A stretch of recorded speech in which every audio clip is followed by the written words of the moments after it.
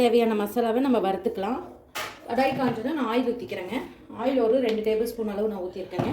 நல்லா காயிட்டும் பாருங்கள். ஆயில் நல்லா காஞ்சிருச்சு. இப்போ நான் சின்ன துண்டளவு இஞ்சி, சின்ன வெங்காயம் ஒரு 200 கிராமு, பூண்டு 2 கட்டி எடுத்துருக்கேங்க. ஒரு 10 பல் போட்டுக்கிறேன். இது நல்லா வதங்கட்டுங்க. பாருங்கள், ஆனியன் இந்த பதத்துக்கு வெந்த உடனே கல் உப்பு கொஞ்சம் போட்டுக்கிறேன்.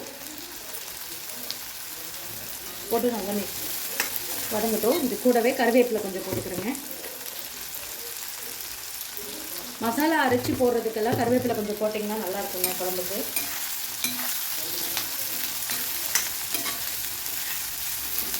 நல்லா வதங்கணும்.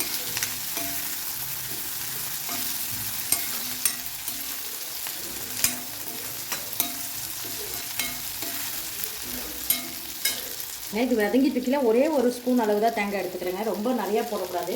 ஜஸ்ட் ஒரு ஸ்பூன், அந்த ஒரு இன்னொரு மாதிரி வாசடிக்கூடாதுன்றதுக்காக நான் ஒரு ஸ்பூன் போடுறேன். திகட்டக்கூடாது குழம்பு. இது ஆயிலில் போட்டு வதக்கலாம்.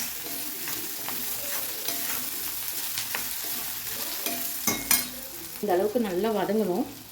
இந்த அளவுக்கு நல்லா வதங்கிடுச்சு. இப்போ நான் வந்து குழம்புத்தூள் ஒரு ஸ்பூன், வீட்டில் அரைச்ச குழம்புத்தூளுங்க. இது கறி மசாலா தூள், இதுவும் வீட்லேயே அரைச்சதாங்க. அது ஒரு 2 டேபிள் ஸ்பூன் அளவு நான் போட்டிருக்கேங்க. அப்புறம் காரம் பார்த்துட்டு கூட நம்ம போட்டுக்கலாம். பத்தலைன்னா எடுத்தோன்னே அதிகமாக போட்டுறாதீங்க. அவ்வளோதான். நான் அடுப்பு ஆஃப் பண்ணிட்டேன். இந்த ஹீட்லேயே கொஞ்சம் நேரம் ஃப்ரை ஆகுதும். இந்த பச்சை வாசம்லாம் போயிடுங்க லைட்டாக. அதுக்கப்புறம் நம்ம மிக்சியில் அரைச்சிட்டு தாளித்து விட்டுக்கலாம். உருளைக்கிழங்கு வேக வச்சுட்டு இது நல்லா ஆறட்டுங்க. மிக்சியில் அரைச்சி எடுத்துகிட்டு தாளிக்கும் போது காமிக்கிறேன். பாருங்க, ஒரு 5 உருளைக்கிழங்கு நான் வேக வச்சுக்கிறேங்க. வேக வச்சு எடுக்கலாம். உருளைக்கிழங்கு மசாலா குழம்புக்கு நான் ஆயில் வந்து ஒரு 2 டேபிள் ஸ்பூன் அளவு ஊற்றிருக்கேங்க. நல்லா கொதிக்கட்டும். பாருங்க, ஆயில் நல்லா காஞ்சது. கடுகு ஒரு 1/2 ஸ்பூன், சீரகம் ஒரு 1/4 ஸ்பூன், சோம்பு ஒரு 1/4 ஸ்பூன் போட்டுக்கிறேங்க. பாருங்கள், இந்த கடுகு சீரகம் சோம்பெல்லாம் பொரிச்சோன்னே 3 வரமிளகாய் மெலிசாக போட்டுக்கிறேன். அது கூட சின்ன வெங்காயம் ஒரு 5 வெங்காயத்தை நீட்டு வாக்கில் கட் பண்ணிட்டு போட்டுக்கிறேன். நல்லா ஃப்ரை பண்ணிக்கலாம்.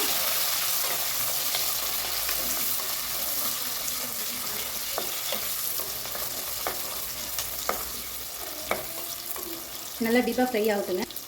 இந்த ஸ்டேஜ்லேயே நான் மஞ்சள்தூள் ஒரு 1/4 ஸ்பூன் அளவு போட்டுக்கிறேங்க.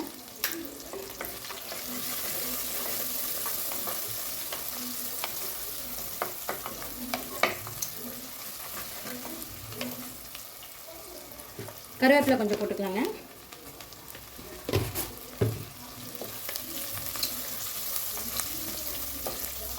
இது நல்லா வதங்கணும். பாருங்கள், இது நல்லா வதங்கிடுச்சு. இப்போ நம்ம அந்த பேஸ்ட்டை அரைச்சோல்லங்க, அதை போட்டுக்கிறேன். போட்டு நல்லா மிக்ஸ் பண்ணிக்கலாம் ஆயிலில். இது மிக்ஸி ஜாரை வாஷ் பண்ணி கொஞ்சம் ஊற்றிக்கலாங்க. அதுக்குள்ளே இந்த மசாலா ஒரு கொதி வறுத்து இந்த ஆயிலில். பாருங்கள், மசாலா நல்லா வதங்கிட்டு இருக்கு. இப்போ நான் அந்த மிக்ஸி ஜாரை வாஷ் பண்ணி ஒரு 2 டம்ளர் தண்ணி அளவு ஊற்றிக்கிறேங்க. இந்த அளவுக்கு இருக்கணுங்க.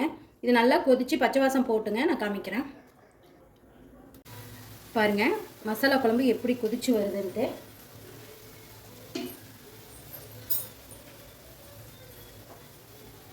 இந்த ஸ்டேஜில் நான் எடுத்து வச்சுருக்க உருளைக்கிழங்கு போட்டுக்கிறேங்க. பாருங்கள், போட்டு மிக்ஸ் பண்ணிக்கிறேன். இது ஒரு 5 நிமிஷம் உருளைக்கிழங்கு போட்டு நல்லா கொதிக்கணுங்க நமக்கு மசாலா குழம்புக்கு. குழம்பு எவ்வளோ சூப்பராக ரெடி ஆயிடுச்சுன்னு. அவ்வளோதாங்க. ஃபைனலாக கொஞ்சம் கருவேப்பிலை தூவி அரைக்கலாம். சூப்பரான ஒரு உருளைக்கிழங்கு மசாலா குழம்பு ரெடிங்க. இது இட்லி தோசை எல்லாத்துக்குமே சூப்பராக இருக்குங்க. ரைஸுக்கும் கூட அவ்வளோ சூப்பராக இருக்கும். கண்டிப்பாக நீங்களும் இந்த மாதிரி ட்ரை பண்ணி பாருங்கள். ட்ரை பண்ணி பார்த்துட்டு மறக்காமல் கமெண்ட் பண்ணுங்கள். இந்த வீடியோ பிடிச்சிருந்தா லைக் பண்ணுங்கள், ஷேர் பண்ணுங்கள், மறக்காமல் சப்ஸ்கிரைப் பண்ணுங்கள். தேங்க்யூ ஸோ மச் ஃபார் வாட்சிங். Bye bye. பாருங்கள், சூப்பரான உருளைக்கிழங்கு கிரேவி ரெடி ஆயிடுச்சு. நீங்களும் இந்த மாதிரி ட்ரை பண்ணி பாருங்கள். ட்ரை பண்ணி பார்த்துட்டு கமெண்ட் பண்ணுங்கள். இந்த வீடியோ பிடிச்சிருந்தா லைக் பண்ணுங்கள், ஷேர் பண்ணுங்கள், மறக்காமல் சப்ஸ்கிரைப் பண்ணுங்கள். தேங்க்யூ ஸோ மச் ஃபார் வாட்சிங். Bye by.